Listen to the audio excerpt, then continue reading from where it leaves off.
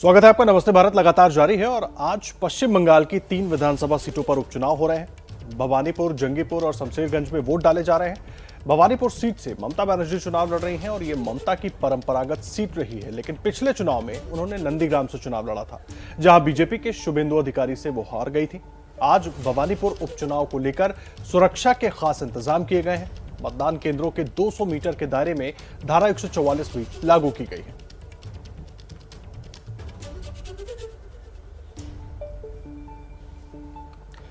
और देखिए, भवानीपुर से हमारे साथ हमारे सहयोगी मनोज्ञा लोहेवाल जुड़ गई हैं। सीधा उनका रुख कर लेते हैं। मनोज्ञा, किस तरीके से मतदान आगे बढ़ रहा है, सुरक्षा को लेकर क्या कुछ इंतजाम है?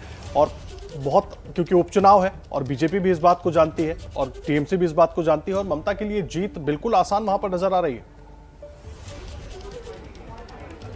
ये पहला उपचुनाव होगा जहां मुख्यमंत्री के खिलाफ बीजेपी ने 80 लोगों को उतार दिया हो एक दिन के अंदर। अब आप मिशन 80 के खिलाफ मिशन ममता को समझ सकते हैं। भवानीपुर उपचुनाव भले ही सिर्फ 16 स्क्वायर किलोमीटर इलाके में लड़ा जा रहा हो, लेकिन आपको बता दें कि पुलिस की जो यहाँ पर व्यवस्था है वो अत्यधिक है। यानी कि करीब 35 कंपनी तो सिर्फ 200 के आसपास बूथ पर तैनात हैं, वो भी सेंट्रल फोर्सेज की। तो वहीं दूसरी ओर कोलकाता पुलिस की ओर से भी विभिन्न पदाधिकारियों को तैनात किया गया है, लेकिन जॉइंट कमिश्नर से लेकर बाकी सारे जो अधिकारी हैं, जैसे डीसी लेवल या फिर एसीपी लेवल के भी करीब 14 अधिकारियों को इन पूरे इलाकों में तैनात किया गया है। 100 से ज़्यादा ट्रैफिक सार्जेंट्स हैं, क्योंकि सड़कों पर इस समय मूवमेंट को एकदम ध्यान में रखा गया है इस इलाके में खासतौर से। अब दूसरी बात आपको बताएं राजनीति की। राजनीति इसकी बड़ी दिलचस्प है और उतनी ही महत्वपूर्ण है।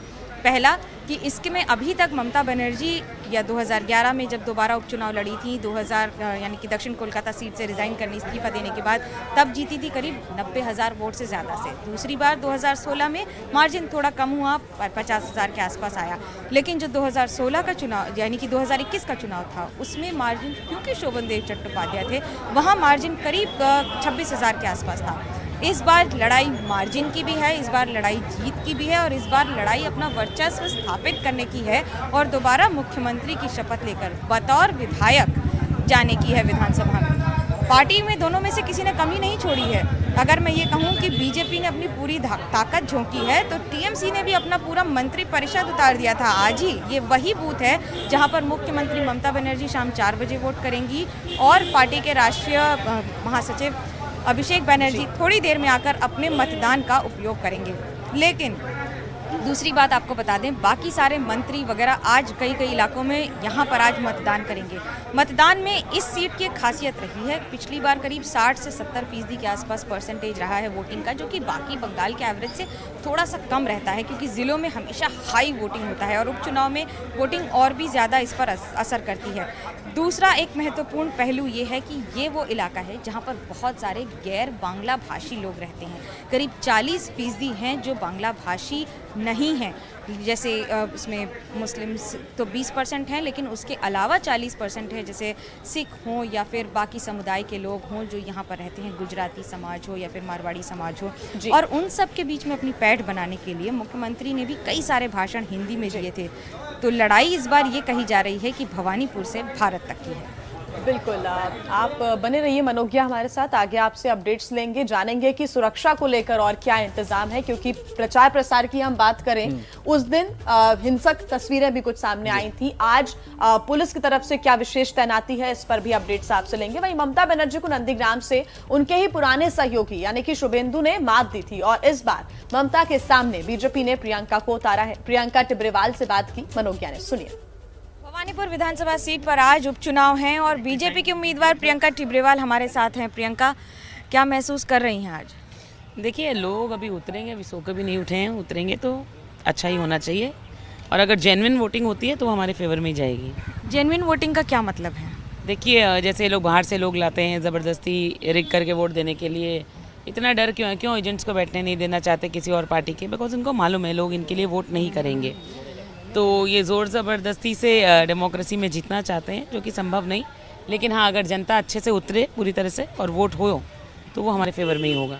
पूरी तैयारी, पूरी सेंट्रल पैरामिलिट्री फोर्सेस आपके कहने पर लगाई गई हैं, तो फिर ये कैसे कि लोगों को वोट नहीं देने दिया जा रहा है? नहीं, मेरे कहने पर नहीं लगाए गए हैं। आपकी पार्टी ने अपील की है लिखित? ठीक है, क्योंकि लास्ट दिन जिस दिन प्रचार का लास्ट दिन था, उस दिन जो सिचुएशन थी, जो हमला हुआ, जो वैंडलिज्म हुआ, उसको देखते हुए इलेक्शन कमीशन ने यहाँ पर ये फोर्सेस लगाई हैं। तो उसके बावजूद अगर ये कॉन्फिडेंस लोगों में हो जाता है और लोग उतरते हैं वोट देने के लिए, तो that will be in our favour. BJP पिछली बार जिस मार्जिन से थी और इस बार जिस मार्जिन से है, कैसे देखती हैं इसको, क्या देखती हैं मार्जिन को? देखिए, मैं इन सब चीज़ों में अभी से कोई कमेंट नहीं करना चाहती, मगर मैं इतना जानती हूँ कि पिछले बार में और इस बार में मैंने लोगों के कॉन्फिडेंस को कहीं ना कहीं टच किया है। तो I hope for the best. Hope for the best, और यही आशा है इस बार प्रियंका टिब्रेवाल की। कैमरा पर्सन सूरज पांडे के साथ मनोज्ञा लोईवाल, कोलकाता, एबीपी न्यूज़। एक बार फिर मनोज्ञा से अपडेट्स हम ले लेते हैं। मनोज्ञा, सुरक्षा को लेकर क्या जानकारी मिल रही है? क्योंकि प्रचार प्रसार का जो दिन था, उस दिन तस्वीरें ऐसी सामने आई जब बीजेपी और टीएमसी कार्यकर्ताओं के बीच झड़प हो गई। आज क्या विशेष तैनाती है? आज अभूतपूर्व तैनाती है। 35 तो सिर्फ सेंट्रल कंपनियां हैं यहाँ पर 200 से अधिक बूथ पर, लेकिन उससे ज़्यादा महत्वपूर्ण है कोलकाता पुलिस की तैनाती, क्योंकि ये जो रिपोर्ट मांगी थी चुनाव आयोग ने, उस पर सवाल उठाए थे कि जो सुरक्षा व्यवस्था थी उस समय चुनाव आयोग के तहत है। इस समय लॉ एंड ऑर्डर इस विधानसभा कॉन्स्टिट्यूंसी में चुनाव आयोग के तहत है, इसलिए सरकार की जिम्मेदारी नहीं है, लेकिन कोलकाता पुलिस की जिम्मेदारी होगी कि वो उसको बिल्कुल ठीक रखे। ये हर मतदान की प्रक्रिया में होता है, जैसे चुनाव आयोग उस इलाके को टेक ओवर करता है, उसकी जिम्मेदारी हो जाती है कानून व्यवस्था। लेकिन पिछली बार जो झड़प हुई सोमवार को, जिसमें दिलीप घोष के साथ हाथापाई भी हुई और उसके बाद कुछ गिरफ्तारियां भी हुई, करीब 8 से ज़्यादा, जिन्हें बाद में बेल दी गई। दोनों पार्टी के समर्थक थे उसमें। अब दिलचस्प होगा देखना आज जो सुरक्षा व्यवस्था है उसमें एक और जहां पर 100 से ज़्यादा ट्रैफिक सार्जेंट हैं कोलकाता के इस इलाके में, तो वहीं दूसरी ओर 5 जॉइंट कमिश्नर हैं, रैफ की टीम उतारी गई है, महिला पुलिस अतिरिक्त दी गई है, ध्यान में रखते हुए कि वोटरों को किसी तरह की समस्या ना हो। बिल्कुल मनोज्ञा, आप नजर बनाए रखिए, आगे आपसे अपडेट्स हम लेते रहेंगे। फिलहाल धन्यवाद तमाम जानकारी के लिए।